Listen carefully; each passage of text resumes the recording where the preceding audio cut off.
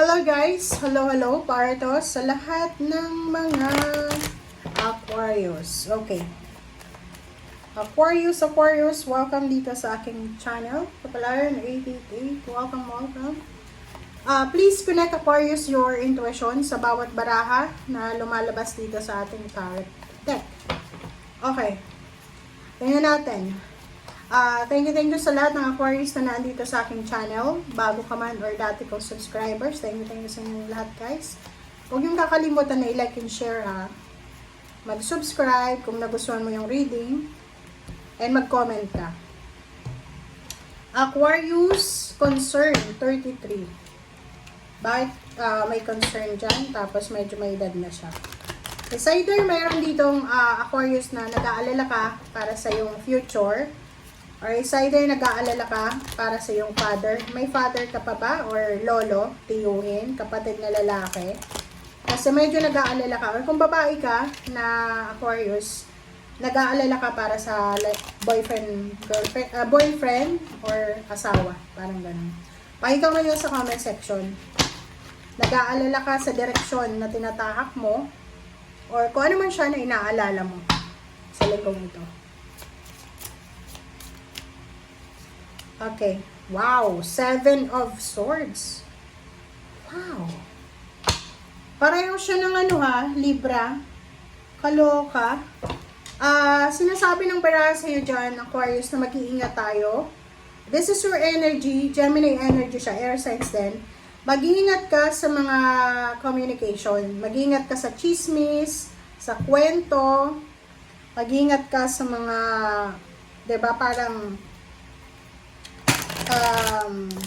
balita na tumatakbo. Parang gano'n. Mag-ingat ka kasi yung 7 of Swords na yan is medyo sneaky siya eh. Yung parang traidor, mala-traidor, fake traidor, wala, masamang tao eh. Masama yung ano niya. Alam niya yung ginagawa niya na nakakasakit siya ng tao. Alam niya sa sarili niya na masama yung ginagawa niya. But patuloy pa rin siyang gumagawa ng ganyan. And mag-iingat ka sa linggong ito na makipag-associate sa taong yan. Kasi pwede kang traidorin, pwede kang gawa ng hindi maganda. Okay, trap in fear, wisdom, shadow, nako, and hope. Okay, comment down below ha. Nakikita ko sir dito, merong Aquarius na medyo nag-aalala ka. You are worried. Okay? Etong shadow na to is sobrang negative siya. Ang pakiramdam ng shadow na to is yung hindi mo alam kung ano yung gagawin mo. Hindi mo alam kung saan ka, same din with the trap in fear. Yung hindi mo alam kung ano yung decision na gagawin mo kasi sobrang parang feeling mo pinagbagsakan ka ng langit at lupa. Okay? So, yung trap in fear na to, sinasabi ng barahan na maybe yun, pwedeng natatakot ka para sa father mo. Maybe meron ba siyang problema sa health or sa pera or emotion. Or maybe kuya. Or maybe kuya siya. So, if you have older brother na may sakit, pwedeng yun natatakot ka. Kailangan nyo ng tulong. Kung sino man ang lalaki na yan, bata, matanda, wala sa age kasi. Kahit sabihin natin na medyo may edad na yung picture niya. Basta lalaki siya, lalaki sa buhay mo, mahal mo sa buhay. Posibleng may problema siya. Ang nakikita ko siya, problema sa pera to eh. Ang nakikita ko dyan, sinasabi ng baraha sa'yo na gusto mong tumulong pero wala kang maitulong. It's either pregnant ka, wala kang trabaho, unemployed, or may asawa ka na may obligasyon ka na rin, or marami kang utang. Wisdom. Sinasabi ng baraha sa'yo dito na huwag mong sisihin yung sarili mo. Okay? Kasi parang nakikita ko sa'yo dito, Aquarius, na nagsisisi ka eh. Parang sinisisi mo yung sarili mo na parang iniisip mo na kasalanan mo yan. Yung parang because of guilt. Diba? Pag may mga kamag-anak tayo na nangangailangan ng tulong, and pag hindi tayo nakakatulong, parang feeling natin useless tayo. Parang yun yung pakiramdam nyo. Hope, nandito yung hope eh. Diba? May pag-asa. So, wag kang mawala ng pag-asa, Aquarius, kasi habang buhay may pag-asa. Okay? And you need to count your blessings. Count your blessings kasi maraming blessings ka na dapat may pagpasalamat. Etong nangyayari sa'yo ngayon, maybe this is just a trial. Okay? Na pwede mo siyang ma-overcome, or maybe this is just a test from the universe or from the heaven. Okay, trapped in fear. Seven of Swords, sabi ko na eh. Dalawa yung Seven of Swords, guys. So, sinasabi ng barahan dito na medyo hindi maganda. Napapaligiran ka, or ang pamilya mo, rather. Napapaligiran ka, or napapaligiran ang pamilya mo ng mga fake na tao. Na mga taong hindi dapat pagkakatiwalaan. Wisdom.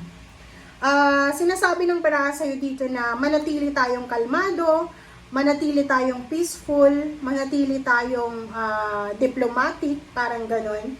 And wisdom, yung parang sinasabi ng barahan na kahit na sinasaktan ka na, niloloko ka na, dapat diplomatic ka pa rin, dapat professional ka pa rin, parang ganon. Wow, may ganon ba? Judgment, yun, it's either about chismis to. So, nakikita ko sa'yo dito na isa sa mga pwedeng iniisip mo, or pwedeng yun, kaya dalawa yung Seven of Swords dito eh.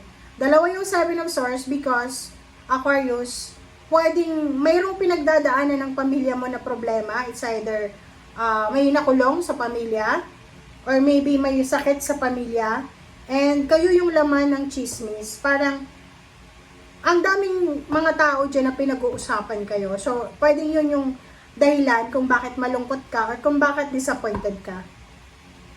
Hope is the Lovers. So, pwede din na etong Seven of Swords na dalawa na to is all about relationship. Maybe in a relationship ka, may asawa ka, boyfriend, girlfriend, and posibleng may chismis about sa karelasyon mo na may third party, or maybe may chismis sa karelasyon mo na meron siyang binabahay na babae, or kung lalaki ka, yung asawa mo kinakatagpo, may kachat, or kano pa man.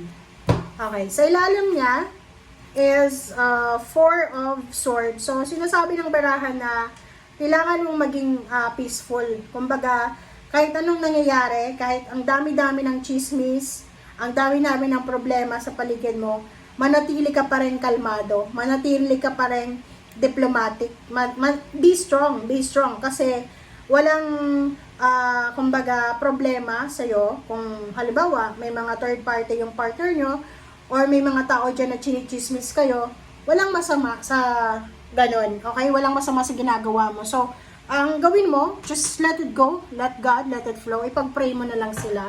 Kasi alam mo yung Panginoon, siyang may control sa lahat. So, maybe this is just a test, maybe this is just a trial, na once na na-overcome mo to, magiging free ka na.